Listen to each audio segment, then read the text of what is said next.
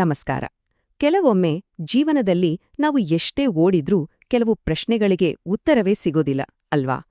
ಆಗ ಅನಿರೀಕ್ಷಿತವಾಗಿ ಎಲ್ಲೋ ಒಂದು ಕಡೆಯಿಂದ ಜ್ಞಾನದ ಬೆಳಕು ಕಾಣಿಸುತ್ತೆ. ಇವತ್ತು ನಾವು ಅಂಥದ್ದೇ ಒಬ್ಬ ರೈತನ ಕಥೆಯನ್ನ ನೋಡೋಣ. ಅವನ ನಿರಂತರ ಹೋರಾಟ, ಅವನಿಗೆ ಸಿಕ್ಕ ಒಂದು ಅದ್ಭುತ ಪಾಠದ ಬಗ್ಗೆ ಈ ವಿವರಣೆಯಲ್ಲಿ ತಿಳಿದುಕೊಳ್ಳೋಣ. ಈ ಕಥೆಯ ಹೀರೋ ವೇಲು ಅನ್ನೋ ಒಬ್ಬ ರೈತ. ಅವನಿಗೆ ಅವನ ಭೂಮಿಯೇ ಪ್ರಪಂಚ. ಅವನ ಬೆವರಿನ ಪ್ರತಿಯೊಂದು ಹನಿಯೂ ಅವನ ಕಠಿಣ ಪರಿಶ್ರಮದ ಬಗ್ಗೆ ಹೇಳುತ್ತೆ. ಹಾಗಿದ್ರೆ ಮೊದಲನೇ ನೋಡೋಣ, ಈ ನಿಲ್ಲದ ದುಡಿಮೆಯ ಚಕ್ರ ಅಂದ್ರೆ ಏನು ಅಂತ. ಇಲ್ಲಿ ವೇಲು ಅವರ ಜೀವನ, ಅವರ ಸಮರ್ಪಣೆ, ಅದು ಹೇಗೆ ಪ್ರಕೃತಿಯ ಒಂದು ದೊಡ್ಡ ಸವಾಲನ್ನ ಎದುರಿಸಬೇಕಾಗಿ ಬಂತು ಅನ್ನೋದನ್ನ ನೋಡೋಣ. ಒಂದಲ್ಲ ಎರಡಲ್ಲ, ಬರೋಬ್ಬರಿ 6 ವರ್ಷ ಯೋಚನೆ ಮಾಡಿ. ವೇಲು ಒಂದೇ ಒಂದು ದಿನಾನೂ ರೆಸ್ಟ್ ತಗೊಂಡಿಲ್ಲ. ಪ್ರತಿ ಸೀಸನ್ನಲ್ಲೂ ಹಗಲು ರಾತ್ರಿ ಅನ್ನದೇ ತನ್ನ ಭೂಮಿಯಲ್ಲೇ ದುಡಿತಿದ್ದ. ಅವನ ಪ್ರಕಾರ ವಿಶ್ರಾಂತಿಯಂದ್ರೆ ಸೋಮಾರಿತನ, ಕೆಲಸವೇ ದೇವರು. ಆದ್ರೆ ಈ ವರ್ಷ ಎಲ್ಲವೂ ತಲೆ ಕೆಳಗಾಯಿತು. ಪ್ರಕೃತಿಯ ಲೆಕ್ಕಾಚಾರವೇ ಬದಲಾಗಿತ್ತು.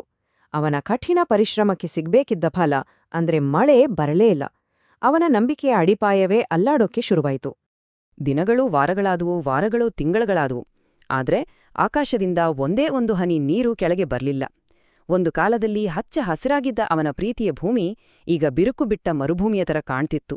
ಅವನ ಕನಸುಗಳ ಹಾಗೆ ಒಣಗಿ ಹೋಗಿತ್ತು. ಸರಿ, ಪರಿಸ್ಥಿತಿ ಹೀಗಿದ್ದಾಗ ವೇಲು ಏನ್ಮಾಡ್ತಾನೆ? ತರ್ಕಬದ್ಧವಾಗಿ ಉತ್ತರ ಹುಡುಕೋಗೆ ಹೊರತಾನೆ. ಆದ್ರೆ ಅವನಿಗೆ ಕಾದಿದ್ದು ಬರೀ ನಿರಾಸೆ ಮಾತ್ರ. ವೇಲು ಸುಮ್ಮನೆ ಕೂರ್ಲಿಲ್ಲ. ಮೊದ್ಲು ಆಕಾಶ ನೋಡ್ತಾನೆ, ಮೋಡಗಳೇ ಇಲ್ಲ. ಸರಿ, ಜ್ಯೋತಿಷಿಗಳ ಹತ್ರ ಹೋಗೋದು ಅವನಿಗಿಷ್ಟ ಇಲ್ಲ, ಯಾಕೆಂದ್ರೆ ಅವೆಲ್ಲ ಮೂಢನಂಬಿಕೆ. ಹಾಗಿದ್ರೆ ಸೀದಾ ಎಕ್ಸ್ಪರ್ಟ್ಸ್ ಹತ್ರನೇ ಹೋಗೋಣ ಅಂತ ಹವಾಮಾನ ಕಚೇರಿಗೆ ಹೋಗ್ತಾನೆ. ಆದ್ರೆ ಅಲ್ಲೂ ಸಿಕ್ಕಿದ್ದು ಅದೇ ನಿರಾಶೆ. ವೈಜ್ಞಾನಿಕವಾಗಿ ಎಲ್ಲವನ್ನೂ ಅಳೆಯೋ ತಜ್ಞರೇ ಕೈಚೆಲ್ಲಿದ್ರು. ಎಲ್ಲಾ ಕಂಡೀಷನ್ಸೂ ಸರಿಯಿದೆ, ಆದ್ರೂ ಮಳೆ ಯಾಕಿಲ್ಲ ಅಂತ ನಮ್ಗೂ ಅರ್ಥ ಆಗ್ತಿಲ್ಲ, ಇದು ತುಂಬಾ ವಿಚಿತ್ರ ಅಂತಾರೆ. ಇನ್ನು ವೇಲುಗಿದ್ದ ಒಂದೇ ಒಂದು ಭರವಸೆಯೂ ಹೋಯಿತು. ಎಲ್ಲಾ ದಾರಿಗಳು ಮುಚ್ಚಿ ಹೋದ ವೇಳೆ, ಆಯಾಸ ನಿರಾಸೆಯಿಂದ ತುಂಬಿ ಹೋದ ವೇಲು ಏನ್ಮಾಡ್ತಾನೆ? ಸೋತ ಮನಸ್ಸಿನಿಂದ ವಾಪಸ್ ತನ್ನ ಹಳ್ಳಿಯ ಕಡೆಗೆ ನಡ್ಕೊಂಡು ಹೋಗ್ತಾನೆ. ಆದ್ರೆ ಕಥೆ ಇಲ್ಲಿಗೆ ಮುಗಿಯಲ್ಲ. ಅವನ ಜೀವನದ ಅತ್ಯಂತ ಕೆಟ್ಟ ಸಮಯದಲ್ಲಿ ಒಂದು ಅನಿರೀಕ್ಷಿತ ಭೇಟಿ ಅವನ ಇಡೀ ಯೋಚನಾ ಲಹರಿಯನ್ನೇ ಬದಲಾಯಿಸುತ್ತೆ. ದಾರಿ ಮಧ್ಯೆ ದಣಿವಾರಿಸ್ಕೊಳ್ಳಕ್ಕೆ ಒಂದು ಮರದ ಕೆಳಗೆ ಕೂತಾಗ ಅಲ್ಲೊಬ್ಬರು ಅಜ್ಜಿ ಕಾಣಿಸ್ತಾರೆ.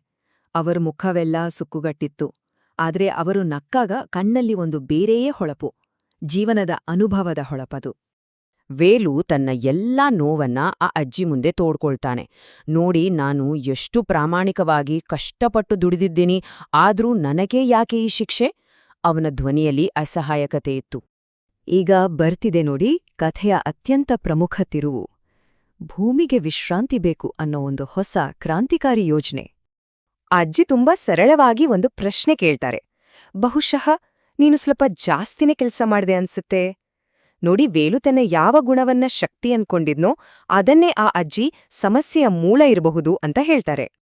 ಆ ಅಜ್ಜಿ ಮುಂದುವರಿಸಿ ಹೇಳ್ತಾರೆ, ನೀನು ಹೊಲ ಉಳುವಾಗ, ಬೀಜ ಹಾಕುವಾಗ ನೀನ್ ಮಾತ್ರ ಕೆಲ್ಸ ಮಾಡಲ್ಲ, ಆ ಭೂಮಿನೂ ನಿಂಜೊತೆ ಕೆಲ್ಸ ಮಾಡತ್ತಲ್ವಾ, ಅದಕ್ಕೂ ಸುಸ್ತಾಗುತ್ತೆ, ಅದಕ್ಕೆ ಸ್ವಲ್ಪ ರೆಸ್ಟ್ ಬೇಡ್ವಾ?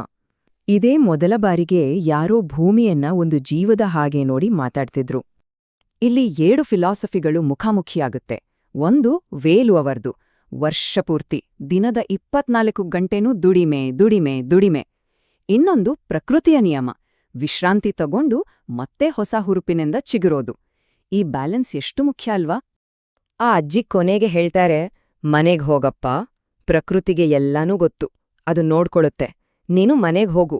ಇದು ಬರೀ ಒಂದು ಸಲಹೆ ಆಗಿರ್ಲಿಲ್ಲ, ನಮ್ಮ ಹಿಡಿತದಲ್ಲಿಲ್ಲದ ವಿಷಯಗಳನ್ನ ಪ್ರಕೃತಿಗೆ ಬಿಡಬೇಕು ಅನ್ನೋ ಒಂದು ದೊಡ್ಡ ಪಾಠವಾಗಿತ್ತು. ಹಾಗಿದ್ರೆ ಈ ಹೊಸ ಅರಿವಿನೊಂದಿಗೆ ವೇಲು ಮನೆ ಕಡೆ ಹೊರಡ್ತಾನೆ.